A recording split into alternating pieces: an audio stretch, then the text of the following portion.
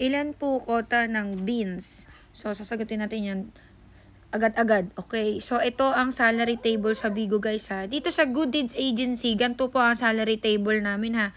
I am agency manager po sa Good Deeds Agency ha. Ito po ang aking salary table sa agency ko. Okay? Focus. Nakinig.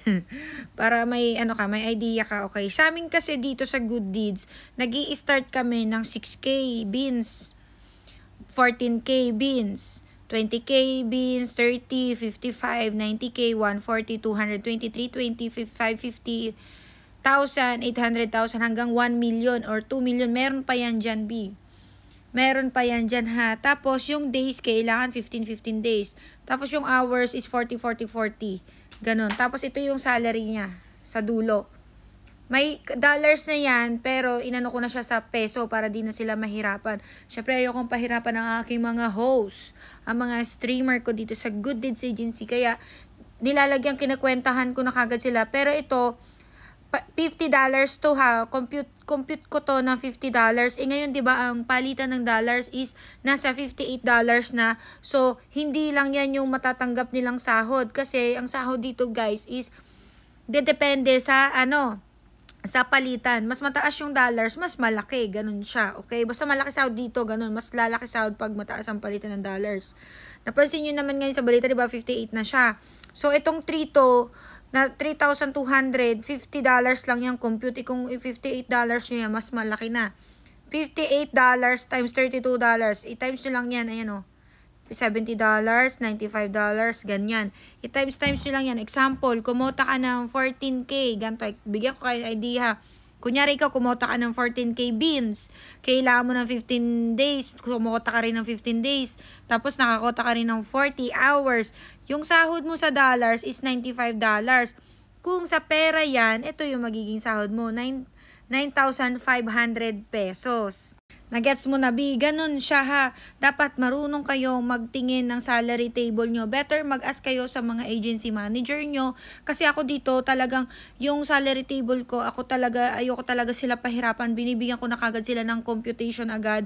Para pag tinignan nila yung salary table, ano yung quota na na-hit nila, nandun agad sa dulo yung sahod nila. So, ganun lang yun dito. And dito guys sa Good Deeds Agency, kung napapansin nyo, by quota po kami ng beans ha. Sa beans po kami kumikita. Nagpapakota po kami. Okay? Kung gusto nyo pong mag-apply, i-chat nyo lang ako sa aking FB. Ito. Guys ha, dito lang po ako nakikipag-usap. Siguraduhin nyo yung Jenny Ulimba nakachat nyo is my blue badge po ha. Blue badge. Ibig sabihin ako lang po yung original na Jenny Ulimba na may-ari niyan ha. Tapos meron po tayong 58,536 na followers. Tandaan nyo guys ha, bigyan ko lang kayo ng idea. I-screenshot nyo na to, itong FB ko na to kasi marami ditong gumagaya ng FB ko. Hindi lang po FB, sa TikTok rin, mapapansin nyo, maraming nagko-comment doon, gamit-gamit yung picture ko. Tapos sa Telegram kayo kinakausap, hindi po ako nakikipag-usap sa Telegram ha. Huwag kayo magpa-scam guys, kasi hindi po ako nakikipag-usap sa Telegram. Sa lahat po ng mga nag-work dito sa agency ng Good Deeds is hindi po ako nakikipag-chatan sa Telegram.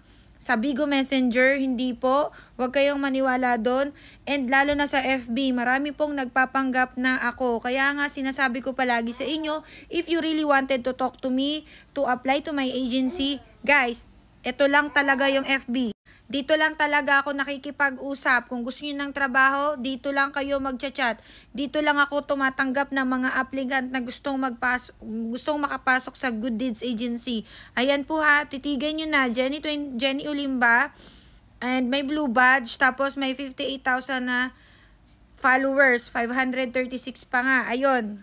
Wag po tayong malito, and Bigo ID ko po is Jenny24. Ayan po, pwede po kayong ma-join sa live ko. Habang naka-live po ako sa Bigo, pwede po kayong magtanong doon kasi yung content ko po doon is nagko-content po ako ng tips and advice kung ano pa yung mga gusto nyong malaman sa pagbibigo. Ayun lang. So, agency manager po tayo dito, and ayun lang. Gusto ko lang talagang i-clear to kasi ang daming gumagamit na naman ng mga pictures ko, nagpapanggap and kinakausap kayo. Wag kayo maniwala doon.